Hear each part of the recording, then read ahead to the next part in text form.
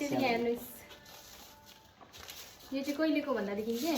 यो चाहिँ हो हामीको बेको फोटो धुलाको थुप्रै फोटोहरू धुलाउनु पर्ने छ तर अहिले के सम्भव छैन नि त अनि त्यही भएर अनि यो पेपर त मलाई च्याप्नै मन लागेन यस्तो गरौँ न पैसा छैन त्यही भएर एउटा मात्रै धुलाइरहेको अब पैसा भएको बेलामा एनिभर्सरीको टाइममा सबै धुलाएर राख्नुपर्छ ल अब हाम्रो एनिभर्सरी पनि आउनु आँट्यो जनवरी 1 तारिक सबैजनाले याद गरिराख ल जनवरी 1 तारिक ह्याप्पी एनिभर्सरी दिदी भेना अनि भाइ बुहारी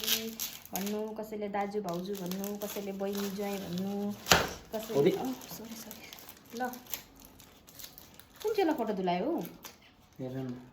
भन न त मलाई थाहा छ कुन चाहिँ धुलायो भनेर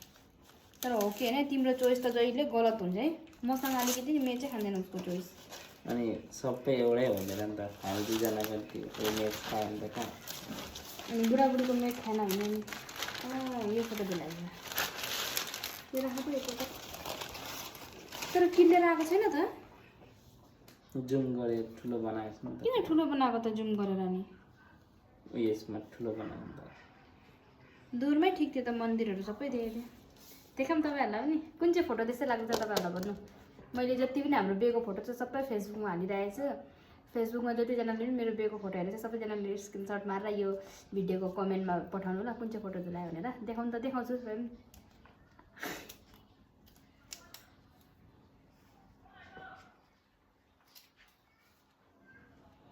तर क्लियर देखेको छैन जस्तो फोटोमा क्लियर देखेको छ नि त्यस्तो यो वाच गरेकोमा क्लियर देखेको छैन मेरो बुढा म फोटो मजाले क्लियर मजाले धुइदिएन रहेछ नि त्यसले तिमी अब यहाँ ब्रसमा लगेर हेर्नु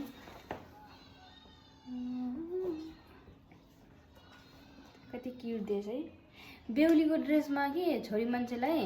चाहे स्टाइल गरोस् चाहे स्टाइल नगरोस् रै पनि राम्रै देख्दो रहेछ मलाई त्यो दिन आफ्नो आफूलाई कस्तो राम्रै देखेको थियो अरूले राम्रै देखेँ कि देखेन केही त लगाएको थिएन मैले साडी लगाएको थिएँ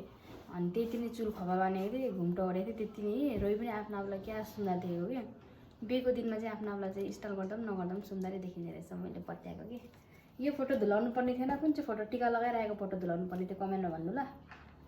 अझै फोटो थुप्रै धुलाउनु पर्नेछ मन पऱ्यो कि मन परेन तपाईँहरूलाई